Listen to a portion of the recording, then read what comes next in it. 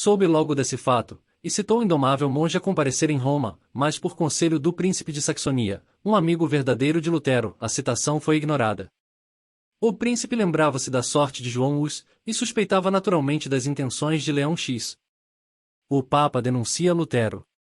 Lutero foi pois declarado herege, e o Papa, em consequência disso, mandou publicar uma bula de excomunhão contra ele.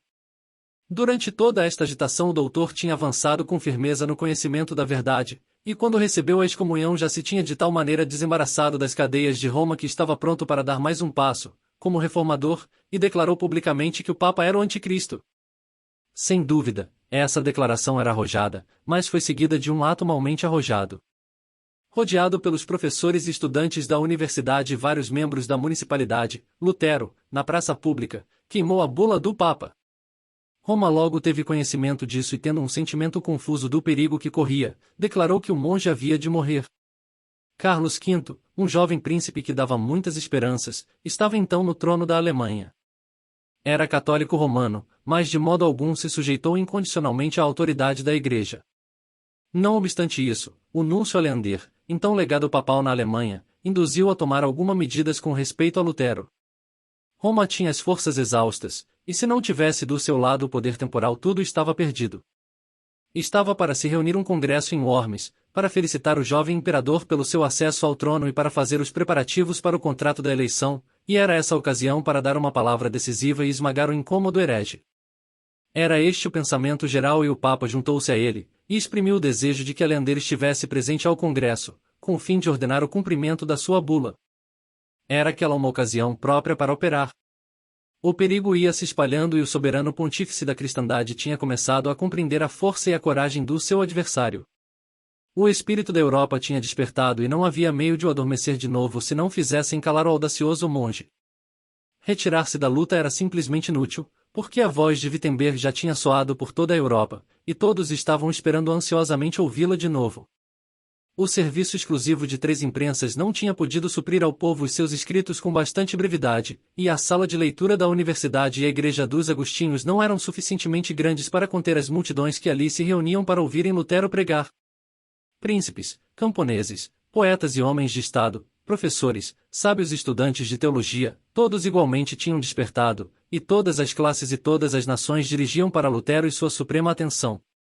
Um monge solitário em Wittenberg fizera soar a trombeta de desafio, e a Europa inteira estava esperando com grande interesse o resultado da próxima luta. Ida de Lutero a Worms. Foi para Lutero um tempo de perigo aquele, mas a sua confiança em Deus era grande. Determinou ir a Worms responder às acusações que lhe eram feitas, fossem quais fossem os perigos, e quando o seu propósito foi conhecido encontrou mais uma vez um verdadeiro amigo no príncipe da Saxonia. Este príncipe cristão obteve para ele um salvo-conduto do imperador e de todos os príncipes alemães por cujos estados ele tinha de passar, e com esta proteção Lutero estava pronto a partir. Os seus amigos estavam receosos e apreensivos, e procuraram ainda dissuadi-lo de empreender a jornada.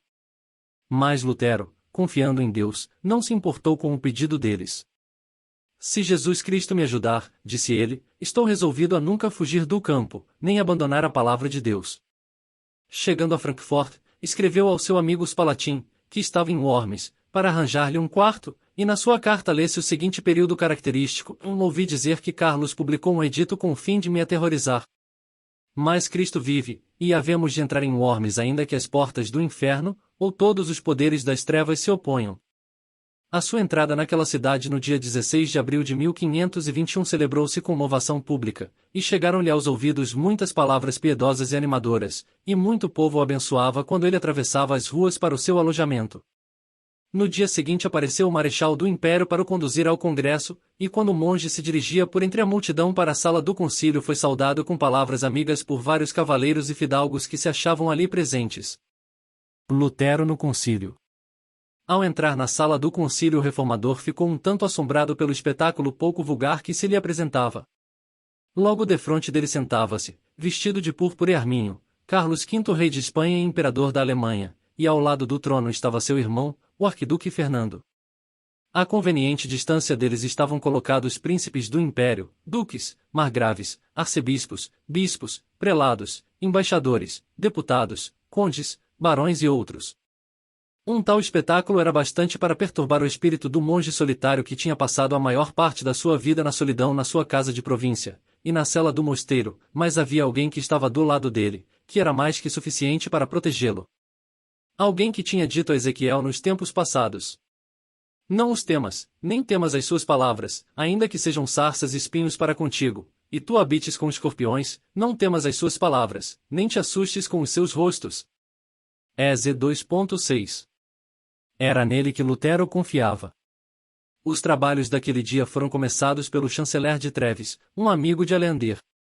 No meio de um solene silêncio levantou-se do seu lugar e dirigiu a Lutero as seguintes perguntas. Em primeiro lugar, queremos saber se estes livros, e apontou para as obras de Lutero que estavam sobre a mesa, foram escritos por vós. Em segundo lugar, se estáis pronto a retratar-vos do que escrevestes nestes livros, ou se persistis nas opiniões que neles expusestes. Depois de ter trocado algumas palavras com o seu advogado, Lutero deu uma resposta afirmativa à primeira pergunta, mas pediu algum tempo para considerar a segunda. O seu pedido foi satisfeito e assim combinaram dar-lhe até ao dia seguinte para pensar no assunto.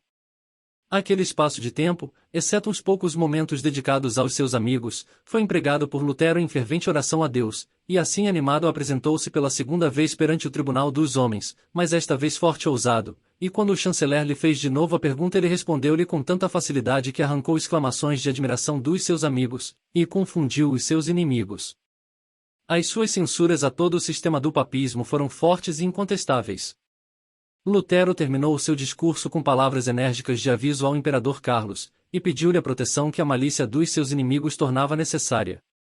Sendo instado para que desse uma resposta mais explícita à pergunta do chanceler, respondeu prontamente: "Em visto que vossa majestade e vós poderosos senhores me exigem uma resposta clara, simples e precisa, dar-vô-la-ei, e essa resposta é a seguinte: não posso submeter a minha fé nem ao Papa nem aos concílios, porque é claro como o dia que eles muitas vezes têm caído em erro, até nas mais palpáveis contradições, com eles próprios.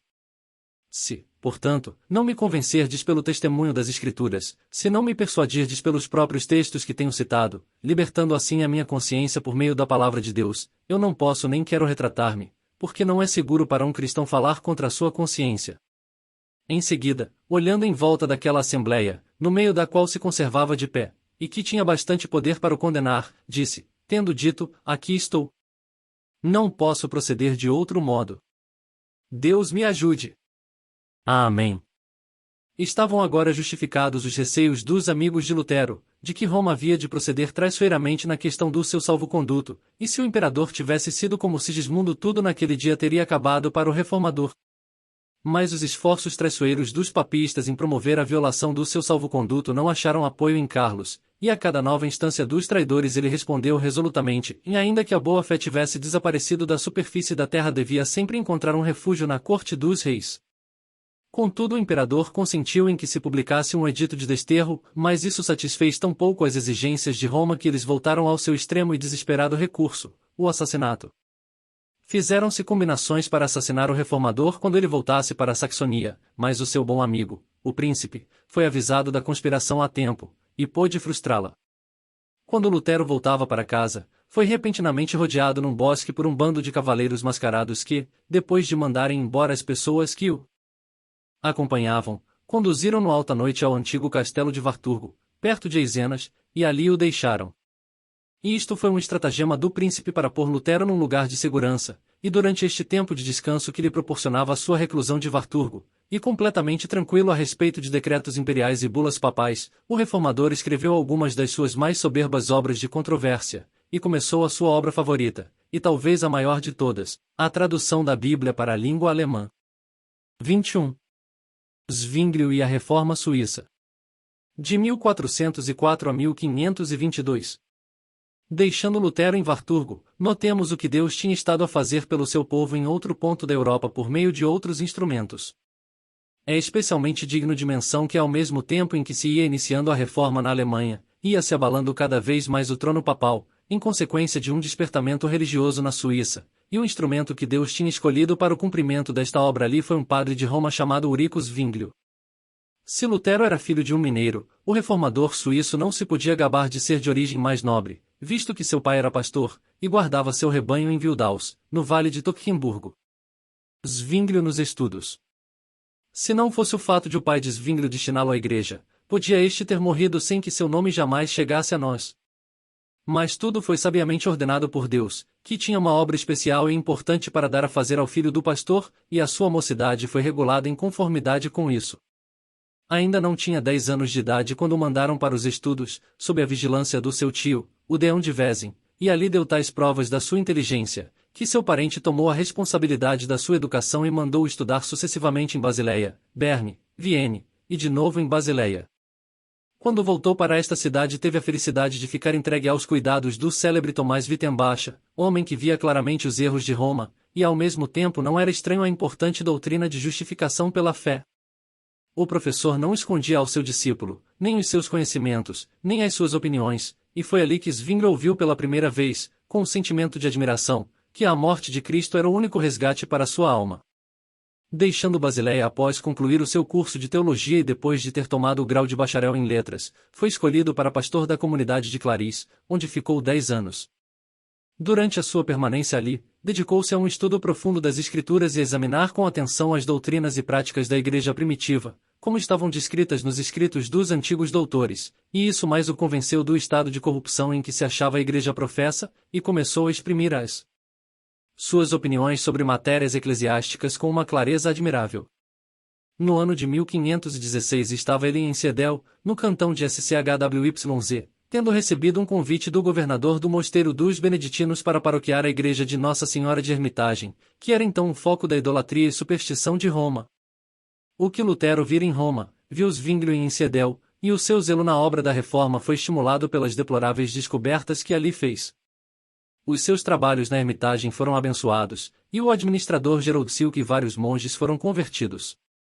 Depois de um ministério fiel de 3 anos em Siedel, o reitor e os cônegos da Igreja Catedral de Zurique convidaram-no para ser seu pastor e pregador, sendo este convite aceito.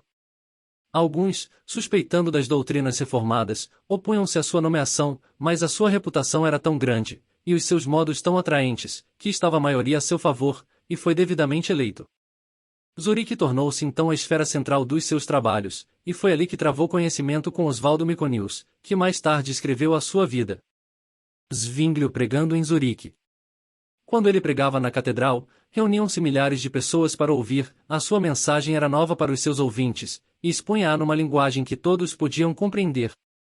Disse que a energia e novidade do seu estilo produziu impressões indescritíveis, e muitos foram os que obtiveram bênçãos eternas por meio do evangelho puro e claro, enquanto que todos admiraram-se do que ouviam. Era grande a sua fé no poder da palavra de Deus para converter as almas sem explicações humanas. Não quis restringir-se aos textos destinados às diferentes festividades do ano, que limitavam, sem necessidade, o conhecimento do povo com respeito ao livro sagrado e declarou que era sua intenção começar no Evangelho de S. Mateus e segui-lo capítulo por capítulo, sem os comentários dos homens. No púlpito, diz Myconius, não poupava ninguém. Nem papa, nem prelados, nem reis, nem duques, nem príncipes, nem senhores, nem pessoa alguma. Nunca tinham ouvido um homem falar com tanta autoridade.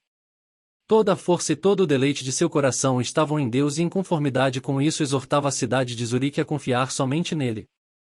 Esta maneira de pregar é uma inovação! Exclamavam alguns, e uma inovação leva a outra, onde irá isto parar? Não há maneira nova, respondia Zwinglio, com modos corteses e brandos, pelo contrário é antiga. Recordem-se dos sermões de Crisóstomo sobre S. Mateus, e de Agostinho sobre S. João. Com estas respostas pacíficas, desarmava muitas vezes os seus adversários, chegando até com frequência a atraí-los a si. Neste ponto ele apresenta um notável contraste com o rude e enérgico Lutero. Estava Zwinglio em Zurique havia pouco mais ou menos um ano quando a peste visitou a Suíça, e o reformador foi atacado por ela. Ele orou a Deus sinceramente pelo seu restabelecimento e obteve resposta para sua oração, e a misericórdia divina em o poupar foi mais um incentivo para uma devoção ainda mais profunda. O poder da sua pregação aumentava sempre, e seguiu-se um tempo de muita bênção, convertendo-se centenas de pessoas, e por este motivo os padres ficavam encolerizados e indignados. Zwinglio convidou-os mais do que uma vez para uma disputa pública, mas eles receavam o convite, e por fim, para fazerem calar o reformador, apelaram para o Estado. Este apelo foi a ruína deles, porque o Estado decretou, em visto que Eurico Zwinglio tinha por diferentes vezes convidado publicamente os contrários à sua doutrina a contradizê-la com argumentos das Escrituras, e visto que apesar disto nenhum o tinha querido fazer, ele podia continuar a anunciar e pregar a palavra de Deus exatamente como até então.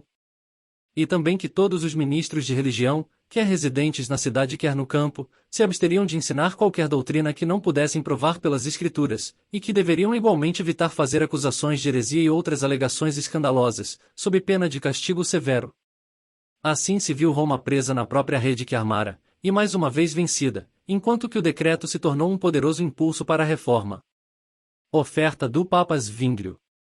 Entretanto o Papa, Adriano VI, que tinha estado a ameaçar a Saxonia com os seus anátemas, recebeu as alarmantes notícias do movimento na Suíça, e, temendo os efeitos de uma segunda reforma, experimentou um novo estratagema com Zwinglio.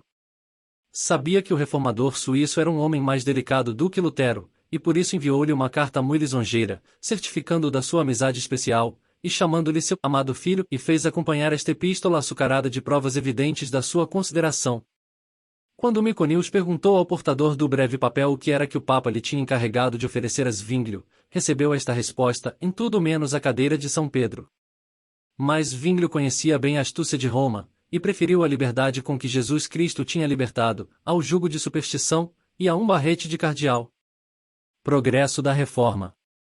Depois deste acontecimento a reforma ganhou terreno com muita rapidez, e o reformador recebia constantes incentivos para a obra e as mais agradáveis provas de que Deus estava com ele. Em janeiro de 1524 foi publicado um decreto que determinava que as imagens fossem destruídas, em abril de 1525 foi abolida a missa, e determinado que desde então, pela vontade de Deus, fosse a ceia do Senhor celebrada conforme for instituída por Cristo, e o costume apostólico. Mais tarde ainda, chegou a notícia da conversão das freiras do poderoso convento de Königsfeldne, onde os escritos de Zwinglio tinham entrado, e o coração do reformador exultou quando recebeu uma carta que lhe tinha sido dirigida por uma dessas convertidas. Isto foi um golpe terrível para Roma. O efeito que um evangelho claro e simples produziu nas freiras foi mostrar-lhes a inutilidade de uma vida de celibato e solidão, e pediram ao governo licença para sair do convento. O concílio, mal compreendendo as razões que elas tinham para isso, e assustado com aquele pedido, prometeu-lhes que a disciplina do convento seria menos severa e que lhes aumentaria a pensão. Não é a liberdade da carne que nós pedimos, responderam elas, mas sim a liberdade do espírito. O pedido das freiras foi satisfeito porque o próprio concílio ficou também esclarecido, e não foram só as freiras de Königsfeldne que foram libertas, as portas de todos os conventos foram abertas de par em par, e a oferta de liberdade estendeu-se a todas as internas. Efeitos da reforma em Berna. Em Berna o poder da verdade manifestou-se de outro modo, não menos interessante. Os magistrados, em sinal de regozijo pela grande obra, soltaram vários prisioneiros, e concederam completo perdão a 2 desgraçados que estavam esperando o dia da sua execução. Um grande grito, escreve Bullinger, discípulo de Zwinglio, ressoou por toda a parte. Num dia Roma decaiu em todo o país, sem traições, sem violências, sem seduções, unicamente pela força da verdade. Os felizes cidadãos, despertados pelo poder da verdade, exprimiram os sentimentos dos seus corações da maneira mais generosa. Se um rei, ou imperador, nosso aliado, diziam eles, estivesse para entrar na nossa cidade, não perdoaríamos nós as ofensas, e não auxiliaríamos os pobres. E agora que o Rei dos Reis, o Príncipe de Paz, o Filho de Deus, o Salvador do gênero humano está conosco, e trouxe consigo o perdão dos pecados, a nós que merecíamos ser expulsos da sua presença, que melhor podemos nós fazer para celebrar a sua chegada à nossa cidade do que perdoar aqueles que nos ofenderam? A obra em Basileia. Em Basileia, uma das comarcas mais poderosas da Suíça, as doutrinas da reforma espalharam-se com incrível rapidez, e produziram os melhores resultados. Os zelosos burgueses limparam o país das suas imagens, e quando o humilde e piedoso Ecolâmpade, o Melanchthon da reforma suíça, acabou de completar um ministério fiel de 6 anos na comarca, adotaram em todas as igrejas o culto reformado, que foi firmemente estabelecido por um decreto do Senado. O coração exulta ao descrever esta gloriosa obra de Deus, e sentimos não poder continuar uma tarefa tão agradável, mas falta-nos espaço. 22. Zelo de Lutero na Reforma. De 1521 a 1529. Os desordeiros de Zwickau. Voltemos agora a Lutero, a quem deixamos no solitário castelo de Wartburgo, entregue à tradução da Bíblia. Durante a sua permanência ali não havia ninguém que pudesse cabalmente levar por diante a obra que ele tinha empreendido na Alemanha, e este pensamento, porque ele estava a par de tudo quanto se passava fora do castelo, fazia-o estar ansioso e agitado, e por fim levou a voltar a Wittenberg. Melanchthon era tão instruído como ele, e, sem dúvida, não era menos firme na sua devoção pela causa que ambos defendiam, mas era muito brando e pacífico para o rude trabalho que Lutero tinha começado, e não parecia estar em condições de poder dirigir o movimento reformador naqueles tempos tumultuosos. Havia ali também André Karlstadt, um doutor em Wittenberg, bastante versado nas escrituras sagradas, mas com algumas ideias erradas na sua teologia, e além disso arrojado demais para se poder confiar nele como chefe. Os seus atos eram tão imprudentes que quando em Zwickau se levantou um grupo de homens com o fim manifesto de abolir sumariamente tudo que não estivesse expressamente prescrito na Bíblia, ele aplaudiu esse procedimento, e colocou-se à frente deles. Imagens, crucifixos, missas, vestes sacerdotais, confissões, hóstias, jejuns, cerimônias, decorações de igrejas, tudo estava para ser imediatamente varrido pela destruição, e todo o cristianismo se devia revolucionar, pelas influências combinadas do Evangelho e da espada.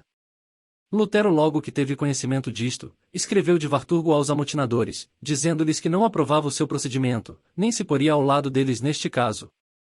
Tinha sido, dizia ele, empreendido sem termos, com muito atrevimento e violência. Acreditem-me, eu conheço bastante o demônio, só ele podia fazer as coisas deste modo, para trazer vergonha sobre a palavra. As suas advertências foram porém inúteis, as medidas que ele propunha eram muito brandas e moderadas para os iconoclastas de Wittenberg, e foram por diante com as suas inovações. Volta de Lutero para Wittenberg. Tendo aumentado o tumulto, Lutero fechou os olhos ao próprio perigo, e, saindo do seu esconderijo, partiu para Wittenberg. Foi em vão que o príncipe lhe fez ver o perigo a que ele se expunha, e lhe mostrou a qualidade do inimigo que tinha no Duque Jorge, por cujos territórios havia de passar. Uma coisa posso dizer, escreveu ele, se as coisas estivessem em Leipzig como estão em Wittenberg, para ali mesmo me dirigiria, ainda que chovesse duques Jorges durante 9 dias, e que cada um deles fosse 9 vezes mais feroz do que este. Portanto direi a Vossa Alteza, apesar de Vossa Alteza saber muito bem, que vou a Wittenberg sob uma proteção muito mais forte do que a de Vossa Alteza. Ao chegar a Wittenberg em março de 1522, Lutero começou uma série de sermões, 8 ao todo, sobre os fanáticos de Zwickau, nos quais tratou dos diferentes assuntos com um tato pouco vulgar. Estes sermões constituem um tesouro, e foram admiravelmente adaptados à ocasião a que se destinaram. No seu estilo vigoroso e picante fez-lhes ver o deplorável fim a que um tal excesso de zelo levaria sem dúvida o povo, disse-lhes que lhes faltava caridade, sem a qual a sua fé de pouco valia, que sabiam melhor falar das doutrinas que lhes eram pregadas, do que pô-las em prática, e que não tinham paciência e estavam prontos demais a sustentar os seus próprios direitos. Neste mundo, disse ele, não se deve fazer tudo aquilo a que se tem direito, mas antes renunciar o próprio direito, e considerar, pelo contrário, o que é útil e vantajoso para os nossos irmãos. Não imagineis que aquilo que deve ser, há de ser, forçosamente, como estáis fazendo, para que não tenhais de responder por aqueles que tendes desencaminhado pela vossa liberdade pouco caridosa. Estes sermões tiveram o efeito desejado. A agitação apaziguou-se, seguindo-se-lhe o sossego e a tranquilidade. Os estudantes voltaram pacificamente aos seus estudos e o povo, às suas casas, e o príncipe não pôde deixar de reconhecer que Lutero tinha feito bem em sair de Warthurgo. Tradução da Bíblia. Em seguida a isto continuou com a tradução da Bíblia, sendo muito auxiliado na árdua tarefa pelas revisões críticas de Melanchthon. Poucos meses depois o Novo Testamento estava pronto, e em setembro de 1522 publicado. Foi recebido pelos seus compatriotas com muito entusiasmo, e teve de publicar uma segunda edição no espaço de 2 meses, e em 10 anos nada menos de 53 edições se tinham publicado só na Alemanha. Então foi adicionado também o Velho Testamento. O povo alemão tinha agora uma Bíblia completa na sua própria língua, e isto contribuiu mais para a consolidação e propagação das doutrinas reformadas do que todos os escritos de Lutero juntos. A reforma estava agora assentada na sua verdadeira base, a palavra de Deus. Até aqui falará Lutero. Agora é o próprio Deus que fala ao coração e à consciência dos homens. A sua palavra era agora acessível a todos, e a Roma papal tinha recebido um choque do qual nunca se poderia restabelecer completamente. Pouco depois foi dirigido ao Papa, por um concílio de bispos católico-romanos, um memorial sobre o assunto, o melhor conselho, disseram eles, que podemos dar à sua santidade é que devemos empregar todos os esforços para se evitar a leitura do Evangelho em língua vulgar. O Novo Testamento é um livro que tem dado mais ocasião a maiores distúrbios, e estes distúrbios têm quase arruinado a nossa igreja. Na verdade, se prestarmos séria atenção às Escrituras e as compararmos com o que geralmente se encontra nas nossas igrejas, ver-se há uma grande diferença entre umas e outras, e que a doutrina do reformador é inteiramente diferente da nossa e em muitos respeitos diametralmente oposta a ela. Era assim que Roma se julgava a si própria, e que o poder da palavra era reconhecido por aqueles que praticamente negavam a sua autoridade. Progresso da Reforma. No entanto, a Reforma continuava a ganhar terreno, e o interesse que o primeiro ato de Lutero tinha despertado não diminuía com o decorrer do tempo.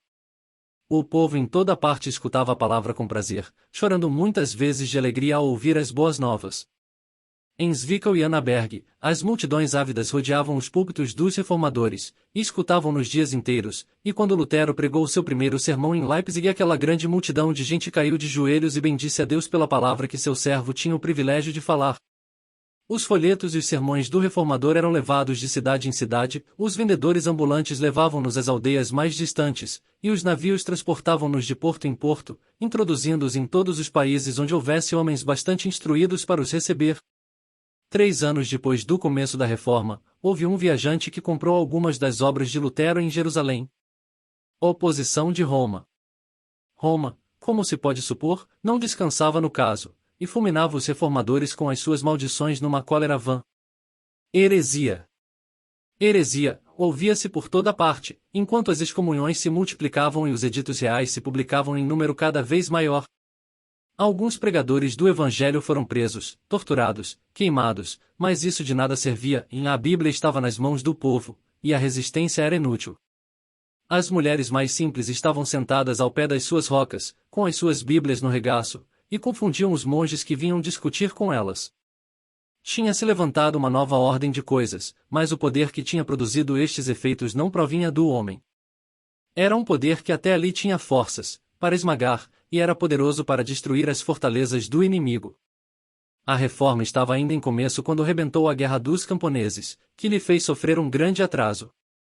Era o seu chefe um fanático chamado Tomás Munzer, homem que tinha tomado parte notável nos motins de Wittenberg, durante a reclusão de Lutero ao castelo de Wartburgo.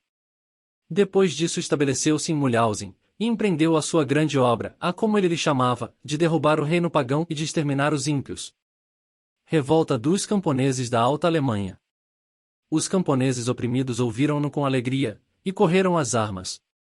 Lutero, a princípio, foi ao encontro deles com a palavra de Deus e com razões moderadas, mas quando se insurrecionaram abertamente, então escreveu contra eles, e chamou-lhes de ladrões e assassinos. As províncias da Alta Alemanha estavam agora mergulhadas em anarquia e confusão. A plebe, estimulada por um êxito temporário, e furiosa com a lembrança da injustiça e opressão que tinha sofrido, precipitava-se para Kiasu-Calá, queimando e destruindo palácios, igrejas, conventos, até que por fim foram vencidos em Frankenhausen pelo príncipe de Hesse, e totalmente derrotados. O seu ato temerário de rebelião não lhes serviu de nada, e quando voltaram para as suas casas, viram que com ele tinham aumentado seus males. Condenar sem distinção todos aqueles que tivessem tomado a mais insignificante parte no movimento, era agora a política do partido papal, e daí todos os males provenientes da Guerra dos Camponeses foram injustamente atribuídos à influência da obra de Lutero. A reforma não sofreu pouco por causa dessa falsa acusação. Movimento divergente. Por essa época apareceram os anabatistas, assim chamados por sustentarem a doutrina de que o batismo devia ter lugar por imersão, e que os que tivessem sido batizados na infância deviam ser novamente batizados. Os chefes deste movimento asseveravam que eram eles os verdadeiros reformadores, e anunciavam que o reino de Cristo estava prestes a manifestar-se. Tinham, porém, alguns excessos, e achavam que deveriam ter todas as coisas em comum, e que não deviam ser obrigados a pagar dízimos nem tributos. Eles aumentavam em número, e apresentavam uma vida muito rigorosa, assim como uma grande coragem na morte de mártires, quer seja por meio de fogo ou de água. O movimento continuou a aumentar, apesar da perseguição, até o martírio dos seus principais chefes. O Conselho de Spires. Pouco mais ou menos por este tempo os 3 mais poderosos príncipes da Europa, Henrique VIII da Inglaterra, Carlos V da Alemanha e Francisco I da França, uniram-se com o Papa para a supressão dos perturbadores da religião católica e para se vingarem dos ultrajes que tinham sido feitos à Santa Sé. Para esse fim foi convocado em Spires um conselho de nobres, no ano de 1526, a que presidiu o príncipe Fernando, irmão do imperador. Foi lida aos príncipes reunidos uma mensagem imperial ordenando que fosse prontamente cumprido o edito de Worms contra Lutero. Mas isso não deu o resultado com que os amigos do papismo tinham tão ardentemente contado, e, em vez de entregarem o reformador à mercê de Roma, o conselho submeteu ao imperador os seguintes itens, em que eles fariam todos os esforços para aumentar a glória de Deus e manter uma doutrina em conformidade com a sua palavra, e davam graças a Deus por ter feito reviver no tempo próprio a verdadeira doutrina de justificação, que não permitiriam a extinção da verdade que Deus lhes tinha revelado ultimamente. Confiante, apesar da derrota, o imperador 3 anos mais tarde reuniu um segundo conselho na mesma cidade. Os seus modos eram coléricos e despóticos, mas os nobres que defendiam a reforma estavam tranquilos e resolutos. Naqueles tempos estas qualidades eram muito necessárias. Ninguém esperava a inflexibilidade dos nobres, e a presença de um tal espírito entre eles era um novo elemento no conselho alemão. Até ali o imperador tinha tido fama de exercer um poder absoluto, mas ia ter lugar uma crise na história da reforma, e aquilo por que lutavam os nobres não tinha sido reconhecido pela política humana. Foi isto que o imperador não compreendeu. A origem da palavra protestante. Fernando presidiu novamente a este conselho e, sentindo que estava iminente uma crise, recorreu a medidas desesperadas. Usando da autoridade que ele ali representava, ordenou imperiosamente a submissão dos príncipes alemães ao edito de Worms. A sua conduta foi mais caracterizada pelo atrevimento do que pela sabedoria, e só serviu para agravar o sentimento que já existia. Para dar uma saída ao negócio, publicou-se um decreto resumindo as ordens do imperador, que os fidalgos católicos assinaram. Foi aquele um momento de ansiedade para Lutero e a reforma, mas o grupo reformador teve forças para sustentar a luta no conselho. Sem receio da altivez de Fernando, e impassíveis às ameaças dos bispos, uniram-se em um grupo e no dia seguinte levaram seu protesto contra a decisão da Assembleia. E foi o começo do protestantismo, e do período de Sardo na história da Igreja. 23. O formalismo depois da Reforma. De 1529 a 1530. A política e a reforma. Vamos agora tratar deste importante período, que foi previsto na Carta à Igreja de Sardo, no Apocalipse, e devemos ter muito cuidado em distinguir entre a obra da reforma e o formalismo morto que se desenvolveu a par dela, pois que logo que experimentaram bem o poder emancipador das doutrinas reformadas, aqueles que as tinham abraçado, esquecendo a suficiência do seu cabeça que estava no céu, e receando novos assaltos da parte de Roma, colocaram-se sob a proteção dos magistrados civis. Satisfeitos com esta segurança, entregaram-se imediatamente ao gozo dos seus novos privilégios, e em pouco tempo tinham caído num estado deplorável de inércia e torpeza espirituais. As palavras do Espírito à igreja que está em Sardo são estas: e eu sei as tuas obras, que tens nome de que vives, e estás morto.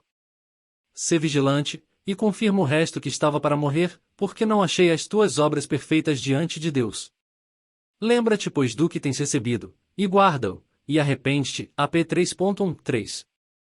Todos os historiadores concordam em que o segundo conselho das Pires marca o começo do protestantismo, mas talvez nem todos haviam de concordar com a seguinte opinião que, não obstante, merece a nossa consideração, e na reforma, diz Kelly, ao fugirem do papismo, os cristãos caíram no erro de pôr a igreja nas mãos dos magistrados civis, ou fizeram a própria igreja depositária desse poder, enquanto que Cristo, pelo seu Espírito, deve ainda exercer o ofício de Senhor da igreja.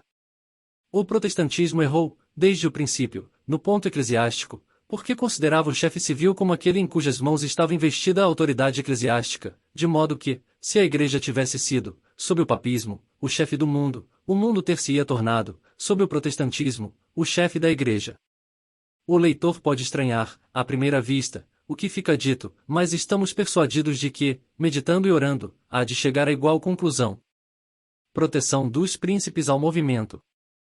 A reforma alemã não começou pelas classes mais baixas, como aconteceu na Suíça. Na Alemanha os príncipes puseram-se à frente, ajudando a causa, e adotando as opiniões dos reformadores, mas quando os luteranos começaram a sentir seriamente a necessidade de uma constituição eclesiástica para as igrejas, em vez de seguirem as instruções da palavra de Deus, adotaram para seu uso um sistema de leis e princípios que o príncipe de Hesse coordenou. E assim as igrejas reformadas tiveram logo uma constituição puramente humana e política. O bondoso príncipe de Saxonia Frederico, o sábio, morreu no ano 1525, e o seu sucessor João, um luterano valente, deu um grande impulso à obra da reforma. Como meio de reprimir a autoridade do Papa, assumiu uma completa jurisdição em matéria religiosa, demitindo homens incompetentes e preenchendo os lugares destes com luteranos piedosos e aprovados. Outros príncipes seguiram seu exemplo, introduzindo na Igreja sistemas de governo que eram meramente organizações humanas, e assim se estabeleceram as primeiras igrejas luteranas. Sempre que se tomem medidas precipitadas em matérias de importância há de se encontrar oposição. Até aqui a moderação de Frederico tinha conservado os partidos católicos e luteranos até certo ponto, porém as medidas enérgicas e extremas do seu sucessor alarmaram os príncipes católicos, que formaram uma aliança entre si para reprimir o progresso das doutrinas reformadas nos seus respectivos territórios. A separação tornou-se irremediável. Uma grande parte da Saxonia, o antigo distrito de Frisões, e as colônias orientais de Alemanha eram agora protestantes, enquanto que a Áustria, Baviera, e os bispados alemães do sul conservaram a velha religião. A guerra civil parecia inevitável, mas os pormenores desta contenda pertencem mais à história política do que à eclesiástica, e por isso não nos ocuparemos com eles. O imperador resolve convocar outro conselho. Quanto ao imperador, havia muito que ele tinha na sua ideia reunir um conselho com o fim de se certificar, ele próprio, pela boca dos principais protestantes, quais eram as razões por que eles se separavam da antiga igreja. O Papa, que ainda se lembrava do procedimento dos conselhos de Worms Spires, opôs-se a isso, e aconselhou medidas enérgicas. As grandes congregações, dizia ele, só servem para introduzir opiniões populares. Não é com decretos de concílios, mas com a ponta da espada que devemos decidir as controvérsias. Carlos prometeu refletir sobre este conselho, mas, depois de vacilar por algum tempo entre as duas opiniões, optou pela sua, e convocou um conselho em Augsburgo. Logo que se conheceram as razões do imperador para convocar o conselho, os protestantes prepararam uma fórmula de confissão para ser submetida. Foi escrita por Melanchthon, e nela se enumeravam claramente as principais doutrinas dos reformadores, sendo a matéria fornecida principalmente por Lutero, que leu o documento e deu-lhe a sua aprovação, dizendo: "Eu nasci para ser um rude polemista, limpo a terra, arranco o joio, incho os fossos e endireito as estradas. Mas quanto ao edificar, plantar, semear, regar, embelezar o campo, isso pertence, pela graça de Deus, a Filipe Melanchthon." O documento foi chamado Confissão de Augsburgo. Encontro do imperador com os príncipes. No dia 15 de junho de 1530, o imperador entrou em Augsburgo com uma comitiva importante. Os príncipes protestantes, apeando-se dos seus cavalos, foram ao seu encontro, e Carlos, com uma amabilidade igual à lealdade deles, também se apeou e estendeu cordialmente a mão a cada um deles, por sua vez. No entanto, o legado papal, o cardeal Campeggio, ficou imóvel na sua mula, aparecendo haver entre eles na verdade alguma afinidade, mas vendo que tinha cometido um erro, procurou remediá-lo lançando a bênção aos príncipes reunidos. Quando levantava as mãos para esse fim, o imperador e a sua comitiva ficaram de joelhos, mas os príncipes protestantes conservavam-se de pé. Esta circunstância não tinha sido prevista, e os do partido do Papa ficaram um tanto perplexos com o incidente. Mais tarde havia de se dizer uma missa na capela de Augsburgo, para solenizar a abertura do conselho, e os protestantes ganharam mais uma vitória recusando-se a assistir a ela.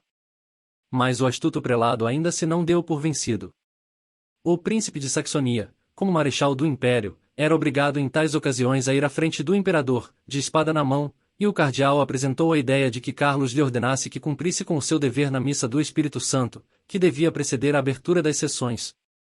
O príncipe concordou em assistir, mas deu a entender ao imperador que era unicamente no desempenho de um cargo civil. Ao legado estava reservado sofrer mais um desengano. A elevação da hóstia a toda a congregação caiu de joelhos em adoração, mas o príncipe conservou-se de pé.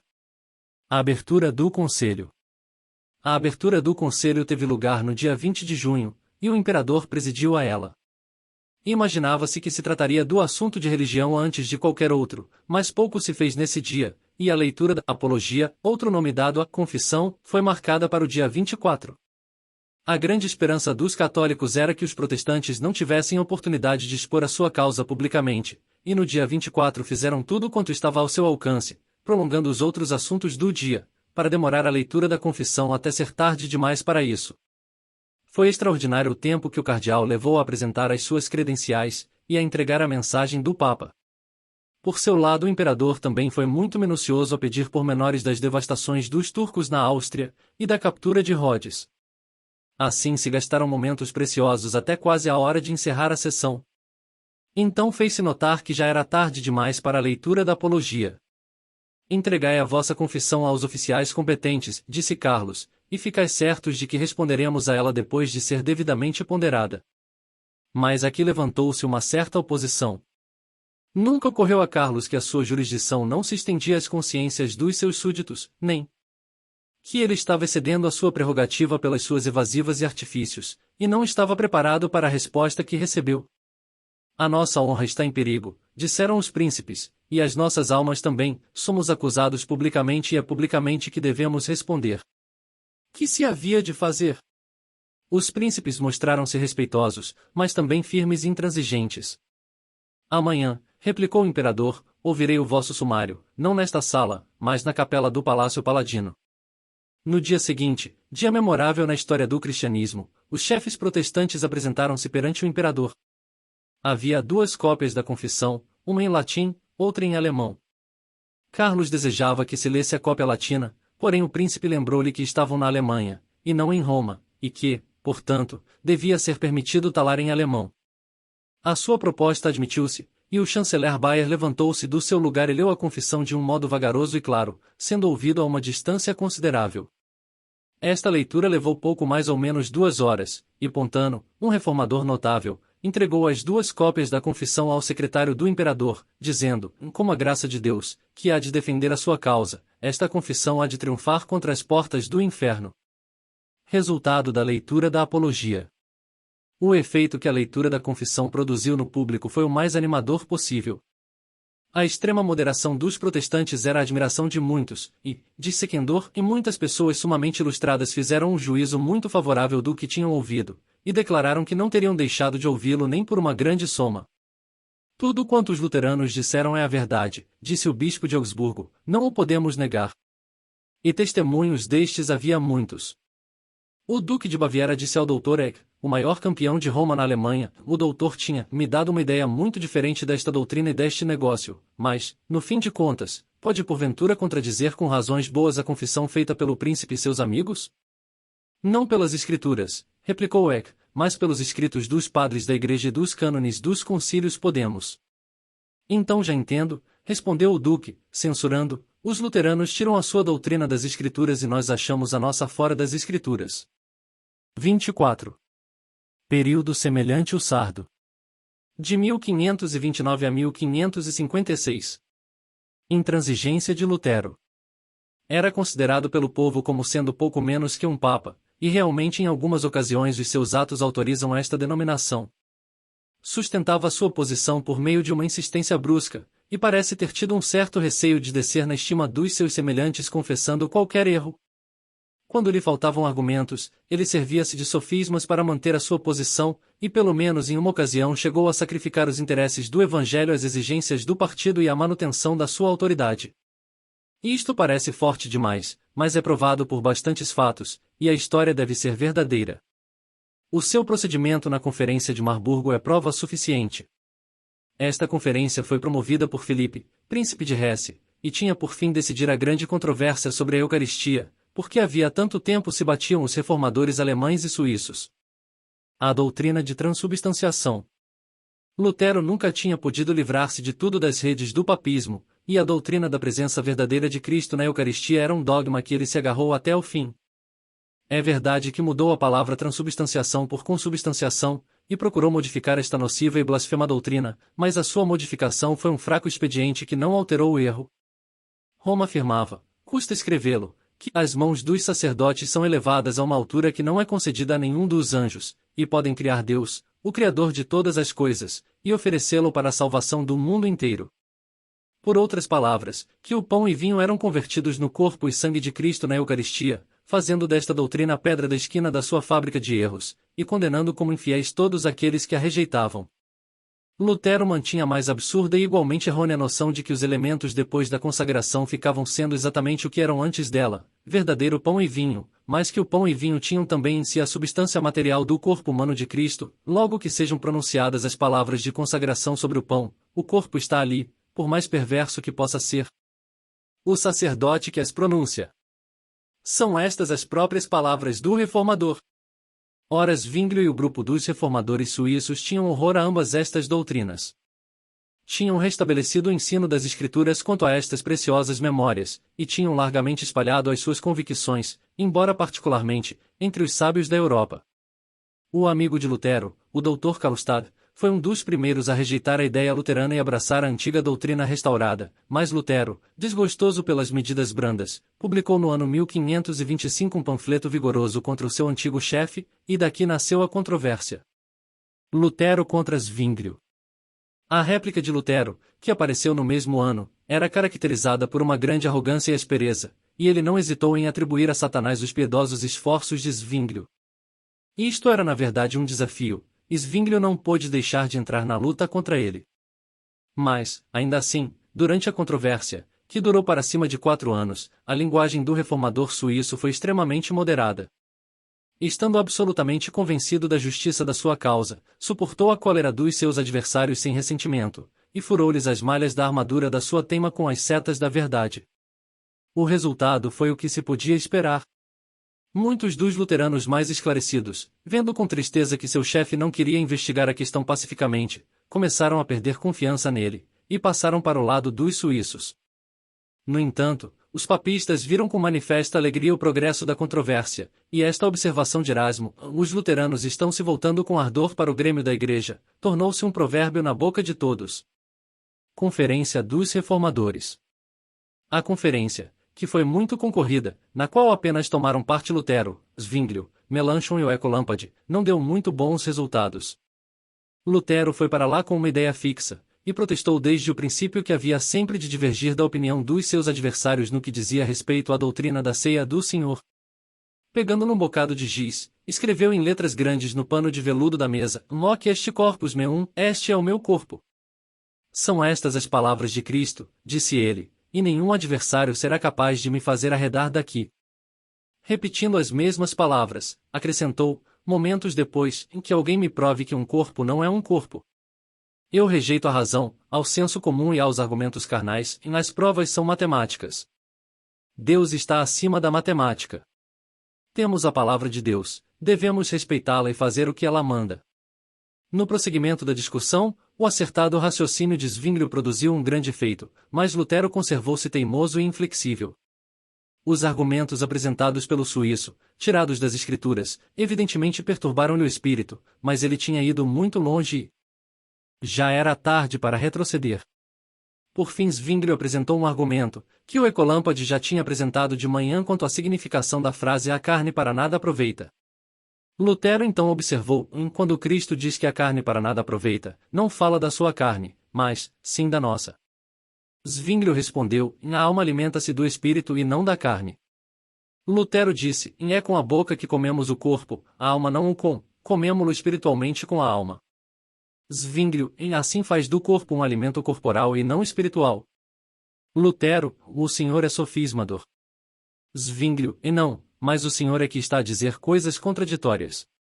Lutero, se Deus me apresenta-se maçãs silvestres, eu as havia de comer espiritualmente. Na ceia do Senhor a boca recebe o corpo de Cristo, e a alma crê nas suas palavras. Lutero estava agora dizendo coisas sem nexo e Zwinglio procedeu com critério, apresentando novos argumentos e afirmando as suas ideias em lugar de combater as do seu adversário. Mas Lutero não se queria confessar vencido.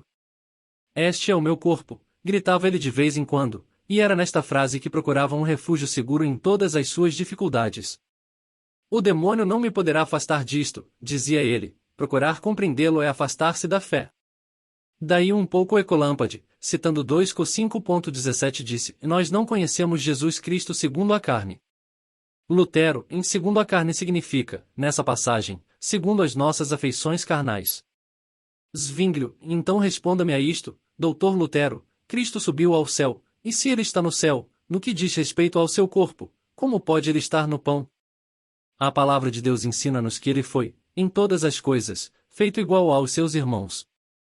Portanto não pode estar ao mesmo tempo em cada um dos milhares de altares onde a Eucaristia se está celebrando. Lutero, se eu tivesse desejo de discutir assim, havia de procurar provar que Jesus Cristo teve uma esposa com olhos pretos, e que viveu no nosso belo país da Alemanha. Pouco me importo com a matemática. Zwinglio, e não se trata aqui de matemática, trata-se de S. Paulo, que escreveu aos Filipenses que Cristo tomara a forma de servo, fazendo-se semelhante aos homens. Vendo-se assim batido, Lutero ainda procurou refúgio na sua frase: e meus caros senhores, visto que o meu Senhor Jesus diz, Nunc est corpus meum, eu creio que o seu corpo está realmente ali. Por um momento parecia que até a paciência de Zwinglio se ia esgotar. Aproximando-se nervoso de Lutero, e batendo na mesa, disse: e então o doutor sustenta que o corpo de Cristo está literalmente na Eucaristia, visto dizer, o corpo de Cristo está ali. Ali é um advérbio de lugar. Assim admite que o corpo de Cristo é de tal natureza que possa existir num lugar. Se está em algum lugar, está no céu, donde se segue que não está no pão.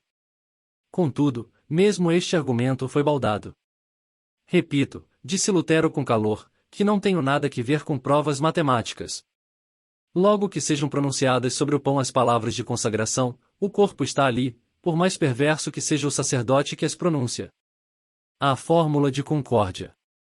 Em vista de uma tal obstinação, ou não podemos usar uma palavra mais branda, é de admirar que os reformadores chegassem a termos amigáveis, especialmente porque no fim da discussão Lutero recusou apertar a mão a seus irmãos suíços. Não recordaremos esta cena. Folgamos mesmo não ter espaço para a incluir nesta história.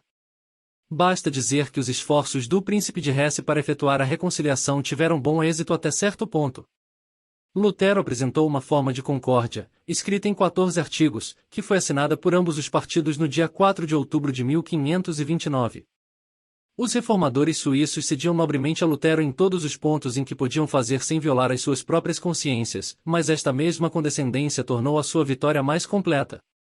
Comentando o procedimento do grande reformador na Conferência de Marburgo, diz o Deão Waddington, e afinal de contas ele perdeu a sua influência e reputação por causa daquela controvérsia.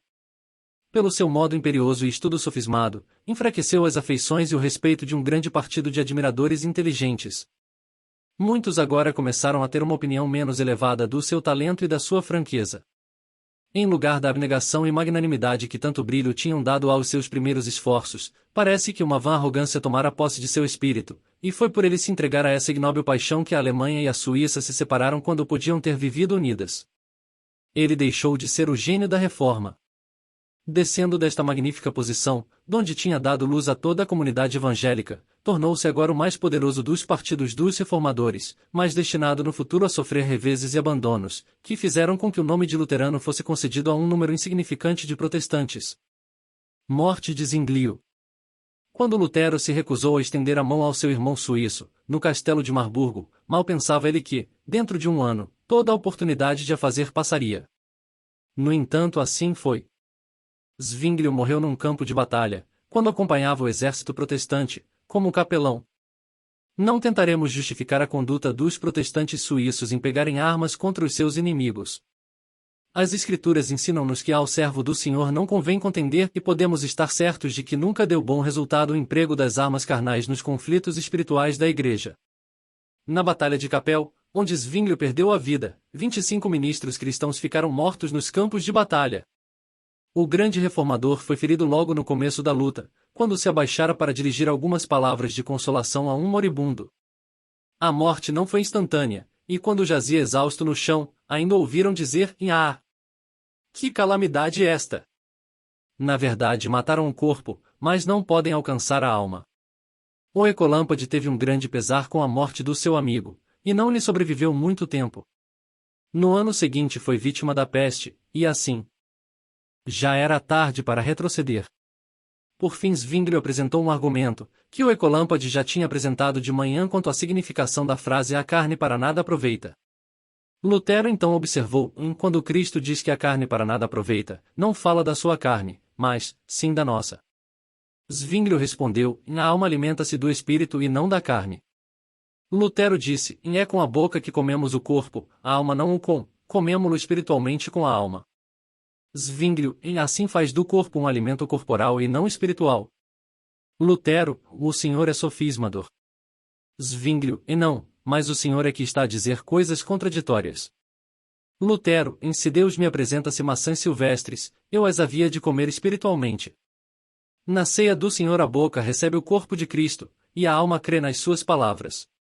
Lutero estava agora dizendo coisas sem nexo e Zwinglio procedeu com critério, apresentando novos argumentos e afirmando as suas ideias em lugar de combater as do seu adversário. Mas Lutero não se queria confessar vencido. Este é o meu corpo, gritava ele de vez em quando, e era nesta frase que procurava um refúgio seguro em todas as suas dificuldades. O demônio não me poderá afastar disto, dizia ele, procurar compreendê-lo é afastar-se da fé. Daí um pouco Ecolampade, citando 2 Cor 5.17 disse, nós não conhecemos Jesus Cristo segundo a carne. Lutero, em segundo a carne significa, nessa passagem, segundo as nossas afeições carnais. Zwinglio, então responda-me a isto, doutor Lutero, Cristo subiu ao céu, e se ele está no céu, no que diz respeito ao seu corpo, como pode ele estar no pão? A palavra de Deus ensina-nos que ele foi, em todas as coisas, feito igual aos seus irmãos. Portanto não pode estar ao mesmo tempo em cada um dos milhares de altares onde a Eucaristia se está celebrando. Lutero, em se eu tivesse desejo de discutir assim, havia de procurar provar que Jesus Cristo teve uma esposa com olhos pretos, e que viveu no nosso belo país da Alemanha, pouco me importo com a matemática. Zwinglio, e não se trata aqui de matemática, trata-se de S. Paulo que escreveu aos Filipenses que Cristo tomara a forma de servo, fazendo-se semelhante aos homens. Vendo-se assim batido, Lutero ainda procurou refúgio na sua frase, e meus caros senhores, visto que o meu Senhor Jesus diz, Nunc est corpus meum, eu creio que o seu corpo está realmente ali. Por um momento parecia que até a paciência de Zwinglio se ia esgotar. Aproximando-se nervoso de Lutero, e batendo na mesa, disse, e então o doutor sustenta que o corpo de Cristo está literalmente na Eucaristia, visto dizer, o corpo de Cristo está ali. Ali é um advérbio de lugar. Assim admite que o corpo de Cristo é de tal natureza que possa existir num lugar. Se está em algum lugar, está no céu, donde se segue que não está no pão. Contudo, mesmo este argumento foi baldado. Repito, disse Lutero com calor, que não tenho nada que ver com provas matemáticas. Logo que sejam pronunciadas sobre o pão as palavras de consagração, o corpo está ali, por mais perverso que seja o sacerdote que as pronuncia. A fórmula de concórdia. Em vista de uma tal obstinação, ou não podemos usar uma palavra mais branda, é de admirar que os reformadores chegassem a termos amigáveis, especialmente porque no fim da discussão Lutero recusou apertar a mão a seus irmãos suíços. Não recordaremos esta cena. Folgamos mesmo não ter espaço para a incluir nesta história. Basta dizer que os esforços do príncipe de Hesse para efetuar a reconciliação tiveram bom êxito até certo ponto. Lutero apresentou uma forma de concórdia, escrita em 14 artigos, que foi assinada por ambos os partidos no dia 4 de outubro de 1529. Os reformadores suíços cediam nobremente a Lutero em todos os pontos em que podiam fazer sem violar as suas próprias consciências, mas esta mesma condescendência tornou a sua vitória mais completa. Comentando o procedimento do grande reformador na Conferência de Marburgo, diz o Deon Waddington, e afinal de contas ele perdeu a sua influência e reputação por causa daquela controvérsia. Pelo seu modo imperioso e estudo sofismado, enfraqueceu as afeições e o respeito de um grande partido de admiradores inteligentes. Muitos agora começaram a ter uma opinião menos elevada do seu talento e da sua franqueza. Em lugar da abnegação e magnanimidade que tanto brilho tinham dado aos seus primeiros esforços, parece que uma vã arrogância tomara posse de seu espírito, e foi por ele se entregar a essa ignóbil paixão que a Alemanha e a Suíça se separaram quando podiam ter vivido unidas. Ele deixou de ser o gênio da reforma. Descendo desta magnífica posição, donde tinha dado luz a toda a comunidade evangélica, tornou-se agora o mais poderoso dos partidos dos reformadores, mas destinado no futuro a sofrer reveses e abandonos, que fizeram com que o nome de luterano fosse concedido a um número insignificante de protestantes. Morte de Zwinglio. Quando Lutero se recusou a estender a mão ao seu irmão suíço, no castelo de Marburgo, mal pensava ele que, dentro de um ano, toda a oportunidade de a fazer passaria. No entanto, assim foi. Zwinglio morreu num campo de batalha, quando acompanhava o exército protestante, como capelão. Não tentaremos justificar a conduta dos protestantes suíços em pegarem armas contra os seus inimigos. As Escrituras ensinam-nos que ao servo do Senhor não convém contender e podemos estar certos de que nunca deu bom resultado o emprego das armas carnais nos conflitos espirituais da Igreja. Na Batalha de Capel, onde Zwinglio perdeu a vida, 25 ministros cristãos ficaram mortos nos campos de batalha. O grande reformador foi ferido logo no começo da luta, quando se abaixara para dirigir algumas palavras de consolação a um moribundo. A morte não foi instantânea, e quando jazia exausto no chão, ainda ouviram dizer "Ah! Que calamidade esta!" Na verdade mataram o corpo, mas não podem alcançar a alma. O Ecolâmpade teve um grande pesar com a morte do seu amigo, e não lhe sobreviveu muito tempo.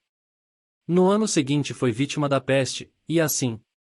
No espaço de poucos meses desapareceram os dois principais agentes da reforma suíça. O ressentimento de Lutero não os pôde seguir a campa, e escrevendo a Henrique Bullinger, dizia-lhe: "A morte deles encheu-me de tão intensa tristeza, que eu próprio estive quase a morrer também."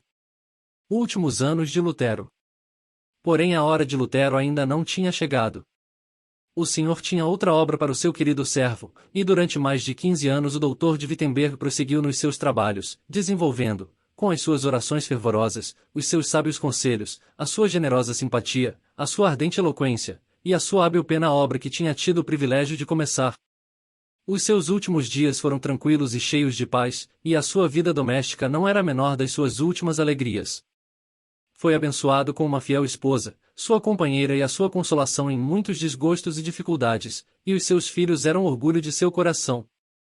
Temos notícias de uma anedota que lança nota brilhante sobre Lutero no meio da sua família. Ao entrar inesperadamente um dia no seu quarto, um dos amigos encontrou com um dos seus filhinhos escarranchado nas suas pernas, e rindo desmedidamente por o pai o estar fazendo galopear. Lutero pediu desculpa ao amigo, por não se levantar para o saudar, dizendo: "O meu pequeno vai para Roma levar um recado do seu pai ao Papa, e eu não podia interromper a sua jornada." Como tudo isto é belo, quando pensamos que procediam do homem que tinha abalado tronos e dado de pensar ao mundo inteiro. Morte de Lutero. Uma disputa se tinha levantado entre os condes de Mansfield, e pediram-lhe o seu arbítrio. Isso fê-lo comparecer à sua terra natal. "Nasci e fui batizado em Eisleben", disse Lutero a um amigo que o acompanhava, "seria curioso se eu ficasse e morresse aqui." E assim aconteceu. Pela tarde queixou-se de uma opressão e dor no peito, e, embora se sentisse aliviado com umas fomentações quentes, a opressão voltou mais tarde. Às 9 horas encostou-se e dormiu até às 10. Ao acordar foi para o seu quarto, e, depois de dar as boas noites aos que o rodeavam, acrescentou: "Orem pela causa de Deus." As dores continuavam a aumentar e, entre 1 e 2 horas da madrugada, levantou-se e foi para o seu escritório sem ajuda de ninguém. Ele sabia que o seu fim estava próximo, e repetiu a miúde estas palavras: "Ó meu Deus! Nas tuas mãos ponho o meu espírito." Entretanto muitos tinham tido conhecimento do seu estado, e em breve se viu rodeado de seus 3 filhos, vários amigos, o conde e a condessa Albert, e 2 médicos. Então começou a transpirar, o que lhes deu algumas esperanças, mas ele disse: "É um suor frio, o precursor da morte, em breve darei o último suspiro." Então pôs-se a orar, e concluindo repetiu 3 vezes: "E nas tuas mãos entrego o meu espírito, e tu me remiste, ó Senhor Deus da verdade." Em seguida Jonas perguntou-lhe: "Querido pai, confessas que Jesus Cristo é o Filho de Deus, e nosso Salvador e Redentor?" Lutero